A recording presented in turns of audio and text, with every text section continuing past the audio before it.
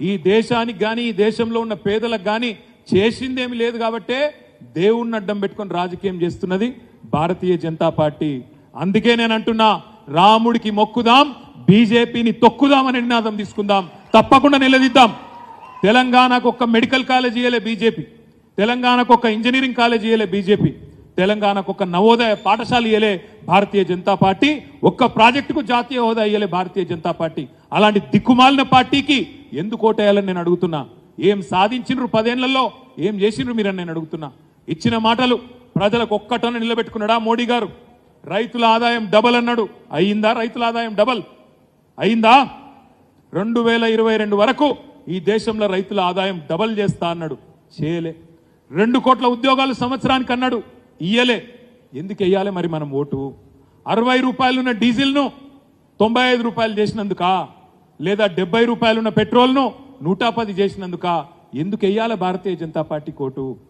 పప్పు పిరం, ఉప్పు పిరం, నూనె పిరం, చింతపండు పిరం, అన్ని పిరం చేసినందుకు వేయాలన్నా నరేంద్ర మోడీకి ఓటు?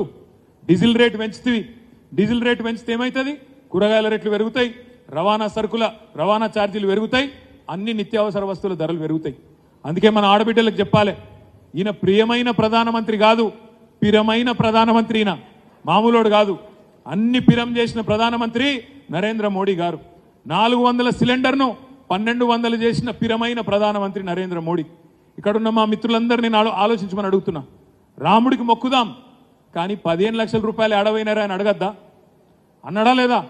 भाइयों बहनों मित्रों, 15 लाख आप सभी के अकाउंट में जन धन खाता खोलो, धन डाल दे तो అన్నడా? వచ్చినాయా? మరి ఎందుకు వేయాలి ఓటు? 15 लाख ఇయ్యలే, 2 కోట్ల ఉద్యోగాలు ఇయ్యలే, ఇచ్చింది ఏమి లేదు, హల్లికి హల్లి, సున్నాకు సున్నా. అందుకే వేయాలన్నా విశ్వేశ్వరరెడ్డి కోటు? ఏమిటికి వేయాలి? ఆగం కాకుండ్రి. రాముడి బొమ్మ ముంగట పెడితే మొక్కుండ్రి, కానీ చెప్పుండ్రి రాముడి బొమ్మకు మొక్కుతాం, బీజేపీని మాత్రం చేవెళ్లలో పండబెట్టి తొక్కుతాం, మళ్ళా మా కారునే గెలిపిస్తామనే మాట తప్పకుండా చెప్పాలనే మాట నేను మీకు విజ్ఞప్తి చేస్తా ఉన్నా. ఇవాళ మాట్లాడితే బీజేపీ వాళ్ళు పెద్ద పెద్ద మాటలు చెప్తారు. రాముడికి దండం పెడదాం, ఓటేయండి మోడీకి అంటారు.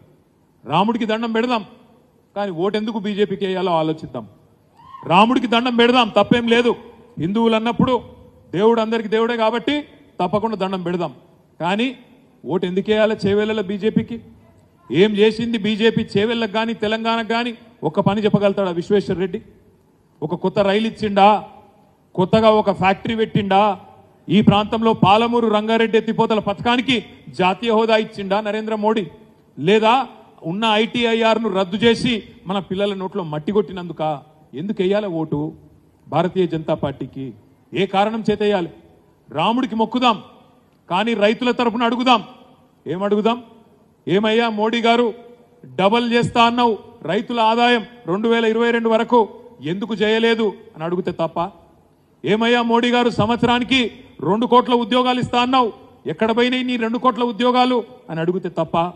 రాముడికి మొక్కుదాం, బీజేపీని మాత్రం తొక్కుదాం అనే మాట నేను మీకు విజ్ఞప్తి చేస్తా ఉన్నా. రాముడికి మొక్కుదాం తప్పులేదు, కానీ బీజేపీని తొక్కుదాం. ఎందుకంటే ఇలా రాముడి పేరు చెప్పి రాజకీయంగా లాభం పొందే ప్రయత్నం చేస్తున్నది భారతీయ జనతా పార్టీ. ఎట్లా తయారైందంటే కథ, ఊళ్ళల్లో అక్కడిక్కడ చూస్తున్నా నేను, ఫ్లెక్సీలు కడుతున్నారు. ఓ దిక్కు రాముని బొమ్మ, ఇంకో దిక్కు పైన మోడీ గారి బొమ్మ, కింద విశ్వేశ్వరరెడ్డి బొమ్మ. ఎట్లా అయిపోయిందంటే మన వానకాలం రాగానే మన ఊర్లలో ఎట్లుంటుంది, సాయంత్రం పూట రాగానే కొన్ని పురుగులు మోపైతాయి ఇళ్ళల్లో. ఆ ఉసిళ్ళు అంటారు కదా, ఉసిళ్ళు వస్తాయి. ఇక ఉసిళ్ళు రాగానే ఉసిళ్ళు వెనకాల బల్లులు మోపైతాయి వాటిని తినేతందుకు. ఆయనతో బల్లి వస్తుంది. ఇంట్లో మనం దేవుడి పటాలు పెట్టుకుంటాం కదా, 5-6. రాముడు ఉంటాడు, కృష్ణుడు ఉంటాడు, వెంకటేశ్వర స్వామి ఉంటాడు, పోషం ఉంటుంది, మైసం ఉంటుంది, రకరకాల దేవుళ్ళ బొమ్మలు పెట్టుకుంటాం. ఆ ఉసిళ్ళు వెంబడ బల్లి ఉరుకుతుంటుంది. మనం కొడతా ఉంటాం, బల్లి పోవాలి చూసుకొని కొడుతుంటాం. ఆయనతో బల్లి ఏం చేస్తుంది, పోయి దేవుని పటం మీద కూర్చుంటుంది. ఇక దేవుని పటం మీద కూర్చున్నాక ఏం చేస్తాం, దండం పెట్టాల్సిందే తప్ప కొట్టలేము కదా. ఇలా బీజేపీ పరిస్థితి కూడా అట్లే ఉన్నది. చేసిందేమి లేదు కాబట్టే ఈ దేశానికి కానీ ఈ దేశంలో ఉన్న పేదలకు కానీ చేసిందేమి లేదు కాబట్టే దేవుణ్ణి అడ్డం పెట్టుకొని రాజకీయం చేస్తున్నది భారతీయ జనతా పార్టీ.